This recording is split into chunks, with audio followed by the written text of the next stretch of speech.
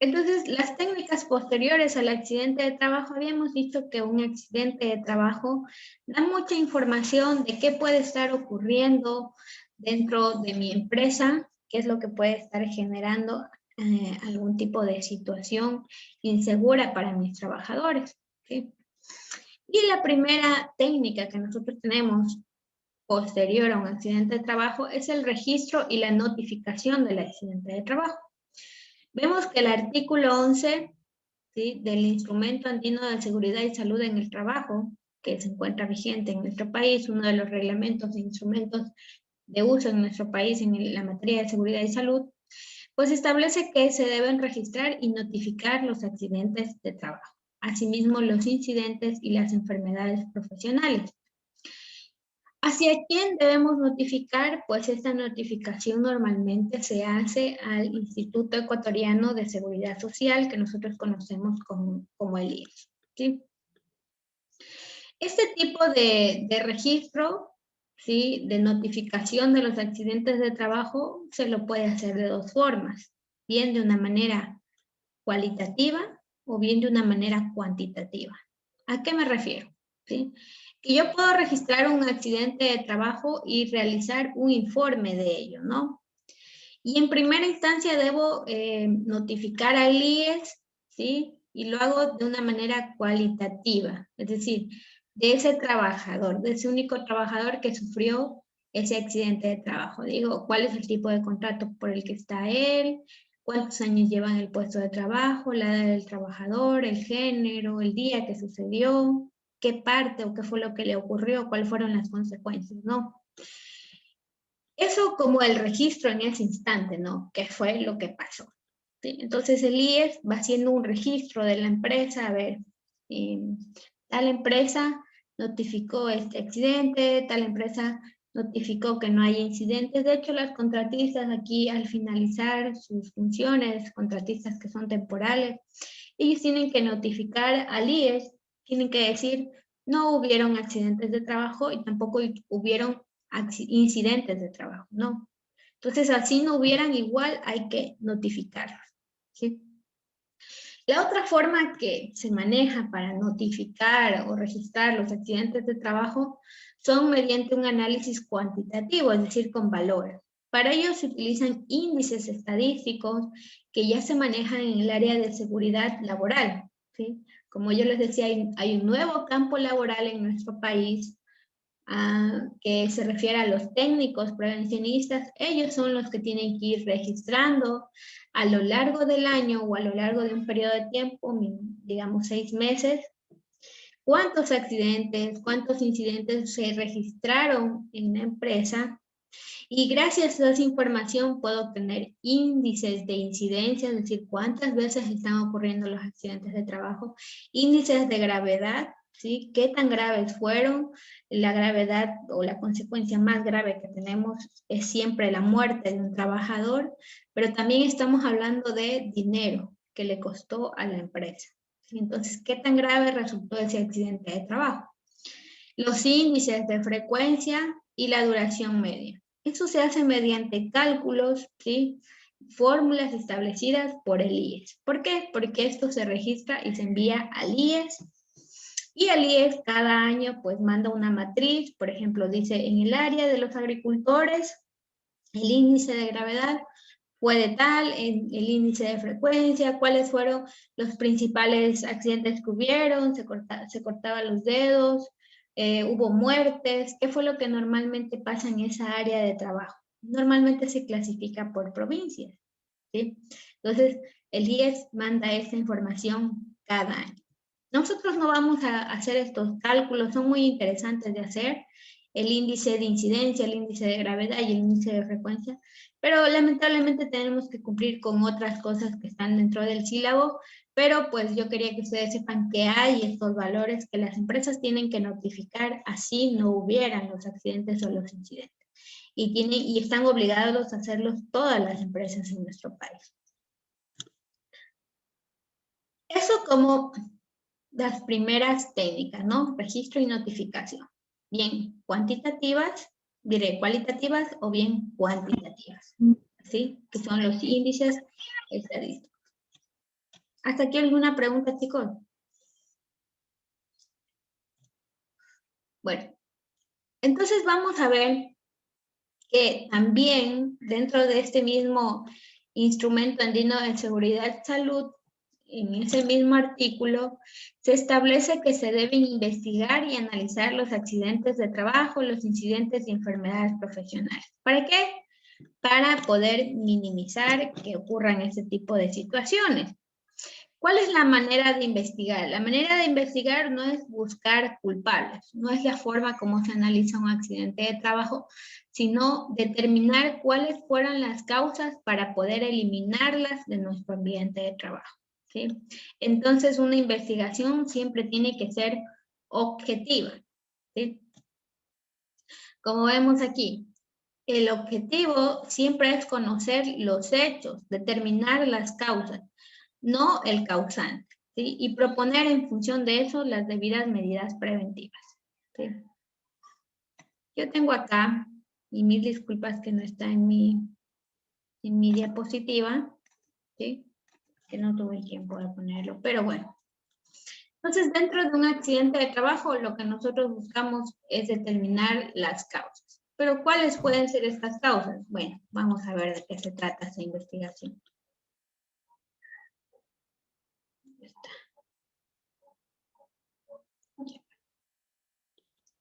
Bien. Para ello, ¿sí? Vamos a tener que ver el accidente de trabajo como una flor, como la que estamos viendo en pantalla, ¿sí? La flor va a representar el accidente de trabajo como tal, ¿sí?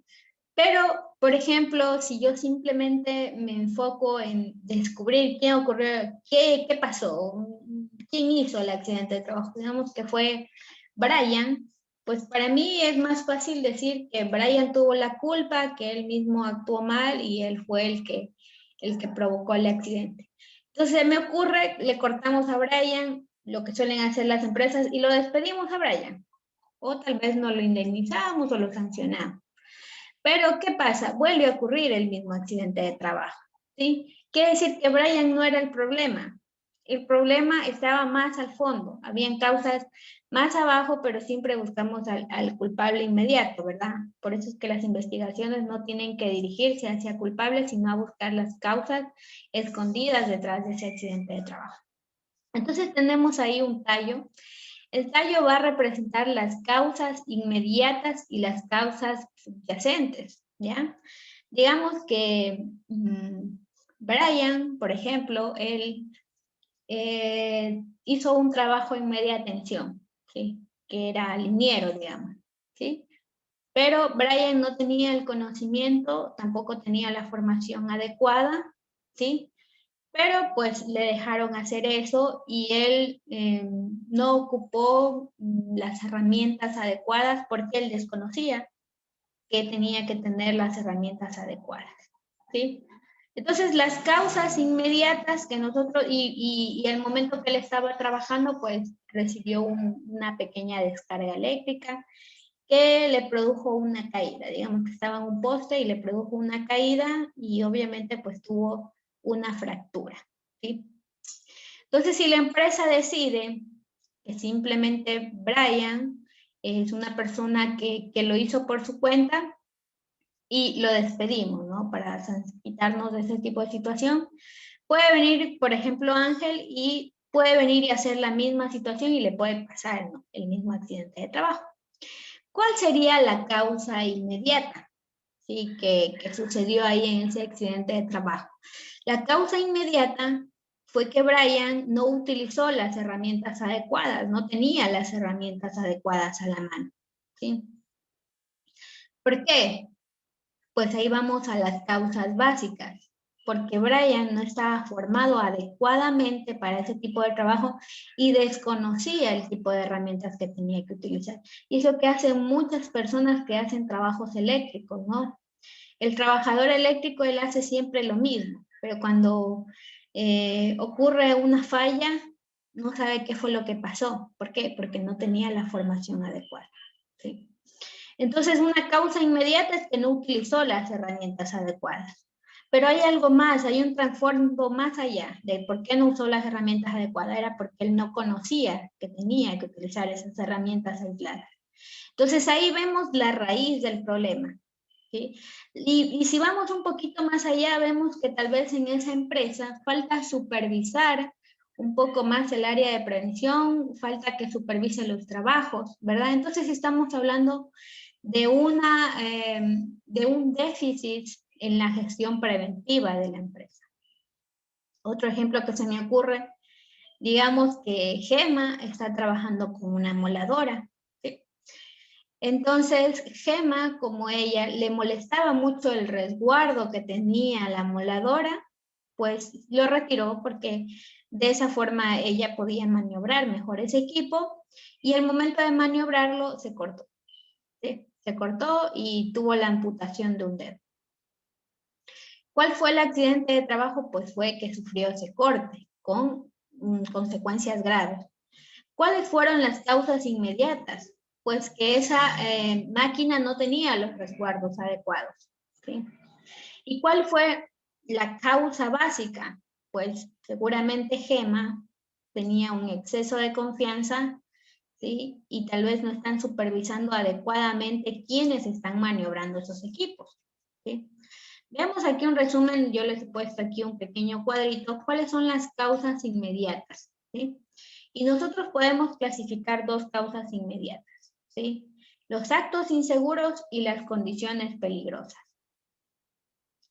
Los actos inseguros pueden ser operar equipos sin autorización, digamos que alguien opera una grúa, sabemos que para operar una grúa se debe tener un conocimiento adecuado, ¿verdad?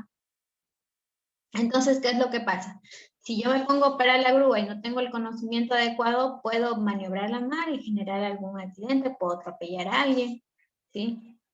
Pero como yo me creía que era súper fácil, que para mí me explicaban una vez y ya estaba, pues si lo puede hacer él, ¿por qué no lo puedo hacer yo? Entonces esos son actos inseguros, son actos temerarios que hacen los trabajadores. Esas pueden ser causas inmediatas del accidente de trabajo. ¿Sí? Vemos aquí no señalar o advertir que estamos trabajando, poner fuera de servicio dispositivos de seguridad, del caso que hablábamos de Gema, que le quitó los resguardos, ¿verdad? A la moladora porque le parecía que le estorbaba, usar equipo defectuoso, emplear en forma inadecuada o no usar el equipo de protección personal, lo que le pasó, digamos, que a Brian no utilizó las herramientas adecuadas, bueno, aunque aquí habla de protección personal, ¿no? Almacenar de manera incorrecta algo, realizar mantenimiento de los equipos mientras se encuentran en marcha, hacer bromas pesadas. Una broma en un trabajo por lo general desemboca en un accidente de trabajo. ¿Sí? Trabajar bajo la influencia del alcohol y de otras drogas también se considera un acto inseguro, ¿sí? Que puede ocasionar un accidente. Y lo peor de todo es que el accidente no va a ser para él, sino que puede ser un daño colateral para otro compañero. Brian, dígame. Inge, eso de que las pruebas de doping, de lo que está hablando ahorita, ¿eso es obligatorio en todas las compañías? ¿Tienen que hacer cada 6 meses, cada 3 meses o cómo es? Las Explícame un pruebas, poquito. bueno, en ese sentido, las pruebas antidoping, hasta donde tengo el conocimiento y de lo que he consultado en esta área del Código de Trabajo en nuestro país, no tengo entendido si se tiene una periodicidad para hacer este tipo de evaluaciones, ¿sí? Más bien creo que va en función de la propia empresa. Por ejemplo, sé que la Alcochet, por ejemplo, en CPP se hace todos los días. Cada vez que usted entra a trabajar, le hacen el Alcochet. Pero el antidoping he visto que normalmente se lo hace cada 3 meses, ¿sí? Y de una manera sorpresiva.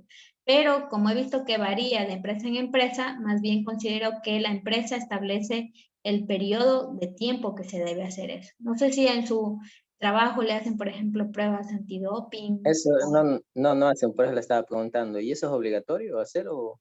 Porque acá no hacen, por ejemplo. Yo que llevo 4 años trabajando, hasta ahora no han hecho nada de eso. No, yo también, por ejemplo, de docente, tampoco nos hacen ese tipo de situación. ¿Por qué? Porque no es una medida necesaria, no es una medida obligatoria, pero sí he visto, como usted dice, Brian, que en las empresas privadas petroleras sí lo hacen, ¿no? Entonces ahí sí, en todo caso, lo voy a consultar con algún técnico prevencionista de si está establecido en alguna norma que se lo haga, porque los riesgos de llegar Los riesgos borracho económicos. por ejemplo, que yo llegue borracha aquí a darles clases, pues el riesgo es que les voy a dar una mala clase, ¿no? Pero en esa área el riesgo es más grave, ¿no? De que puedo operar algo más y producir incluso la muerte de un compañero, ¿no? En cambio acá, pues no es tan trascendental, ¿no? Claro que Pero sí. en mi trabajo sí, en mi trabajo sí, por lo que le digo, hay máquinas, hay motores de esos paso a paso, esos motores grandes. Quién sabe que esté mareado y se vaya con todo ahí en esos motores que dan vueltas y Claro, queda. sí, pero como no lo hacen en todas las empresas, pues a mi parecer en realidad no es obligatorio. Más bien creo que es una medida preventiva instalada, porque sabemos cómo es el petrolero aquí en nuestra provincia, ¿no? Sabemos cómo es el que sale y va a tomar y al siguiente día quiere ir a trabajar así. Es algo recurrente, ¿no? Entonces me imagino que desde ahí salió esa medida preventiva. Batallándose. Sí, todos son nenas, alcohol y dinero, así no es como saben hablar. Ya, eso es algo cultural ya. Entonces, me imagino que ya las medidas preventivas salieron desde ahí, ¿no? Desde la cultura. Pero bueno, ahí me queda la duda, yo con todo he de preguntar a ver si es que acá alguien me puede dar respuesta. O le he de ver dónde, en algún lado debe estar, si es obligatorio o no. Los otros tipos de causas que pueden originar un accidente de trabajo, bien son los actos inseguros del trabajador o bien pueden ser que hayan condiciones peligrosas, ¿sí? Dentro del ambiente de trabajo. Por ejemplo, Gemma le quitó el resguardo, fue un acto inseguro. Pero si por el contrario Gemma no le hubiese quitado el resguardo, pero la moladora por sí misma ya estaba en mal estado, los resguardos no eran los adecuados, igualmente pudo haberse producido el accidente de trabajo. Entonces esa fue una condición peligrosa, porque las protecciones y los resguardos ya estaban inadecuados. Cuando digo condiciones peligrosas, es del ambiente de trabajo, y eso ya va responsabilidad del empleador, ¿no? Y los actos inseguros de nuestros trabajadores, ¿sí? Dentro de las condiciones peligrosas podemos ver también equipos de protección inadecuados o insuficientes, herramientas de protección inadecuadas o insuficientes, ¿sí? Que no haya el suficiente espacio para realizar una tarea, pues se acuerdan que alguna vez yo les planteé un ejemplo en el que había un charco de agua, ¿verdad? Había un charco de agua y había mucho desorden en el taller y por ir sorteando un compañero de trabajo se tropezaba y caía sobre otro que estaba maniobrando un taladro y se cortaba, ¿verdad?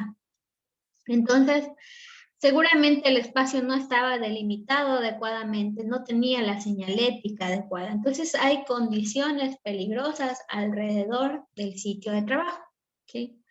Y también aquí por eso influyen el orden y la limpieza del lugar, las condiciones ambientales, exposiciones a ruidos, si hay una iluminación deficiente, no puedo ver por dónde circulo, no puedo ver lo que estoy haciendo, es una condición peligrosa. O el ruido, ¿sí? Hay mucho ruido alrededor, pues es una condición peligrosa que puede perturbar al trabajador y desembocar en un accidente de trabajo. Esto como las causas inmediatas, ¿no? Recordemos que decíamos que las causas inmediatas serían el tallo. Entonces, por ejemplo, si yo corto el tallo y queda la raíz, el accidente de trabajo podría volver a suceder, ¿sí? Porque quedó la raíz. Entonces, yo tengo que ir más allá. Tengo que ver qué es lo que está pasando más allá. Tengo que atacar el problema de raíz para que no vuelva a suceder. Entonces, una vez que determino esas causas inmediatas, ahora sí me voy a las causas básicas. ¿Qué es lo que realmente está pasando detrás? ¿Por qué Gemma sacó ese resguardo? ¿Por qué Brian decidió subirse ahí arriba a pesar de que no tenía el conocimiento adecuado? ¿Qué es lo que está pasando más abajo, no? Y ahí podemos tener dos tipos de causas, o bien factores personales o bien factores de trabajo, del ambiente laboral. Cuando hablamos de factores personales, podemos decir que tiene una capacidad inadecuada física o fisiológica o mental, ¿no? Tal vez es una persona que no está preparada o no tiene esa capacidad para hacerlo, no recibió la formación adecuada.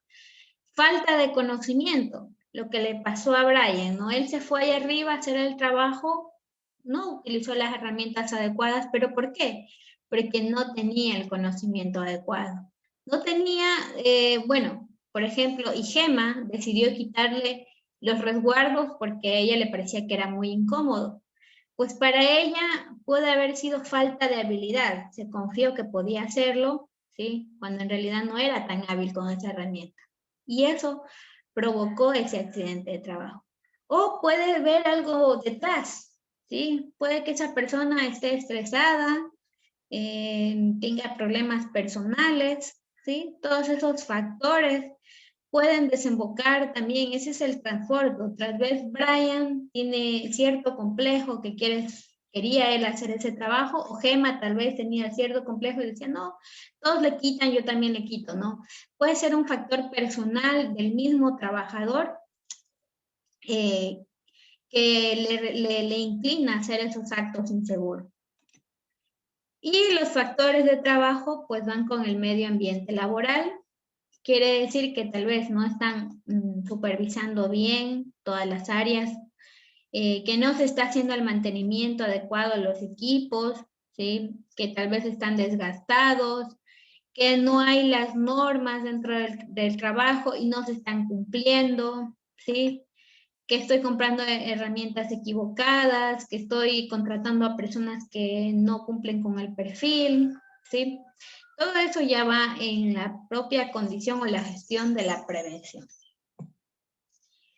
Y pues este tipo de situaciones por lo general echa luz hacia un punto, ¿no? En que la gestión de prevención dentro de la empresa está siendo débil, que desde la gerencia tal vez no se están asignando los suficientes recursos para el área de prevención, para darle la dotación necesaria al trabajador. ¿Qué es lo que hacen las empresas?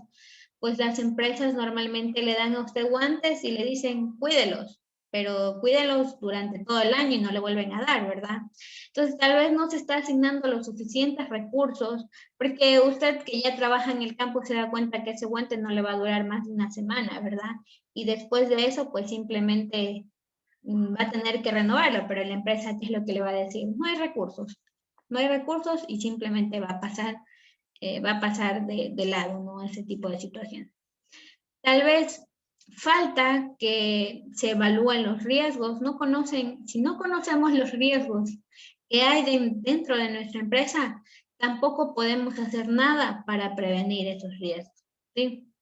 Entonces, desde ahí podemos ver que tal vez las políticas, los sistemas de evaluación, cómo están las gerencias, están fallando, ¿sí? Eso deja ver un accidente de trabajo, deja ver todo eso, ¿sí? Y esa es la forma en que nosotros debemos investigar un accidente de trabajo. ¿Hasta aquí alguna pregunta, chicos? Bueno. No hay. Pero, ¿qué es un accidente de trabajo? El Código de Trabajo lo define en su artículo 348 como todo suceso imprevisto y repentino que ocasiona al trabajador una lesión corporal o perturbación funcional por ocasión o consecuencia del trabajo que ejecuta, ¿sí? ¿Cuáles son los sucesos que se consideran como accidentes de trabajo? Ustedes lo van a averiguar ahora en la consulta. ¿Cuáles no se consideran accidentes de trabajo? También lo van a averiguar. Vemos aquí un planteamiento del artículo 326 de la Constitución del Ecuador, que nos dice que el derecho al trabajo Es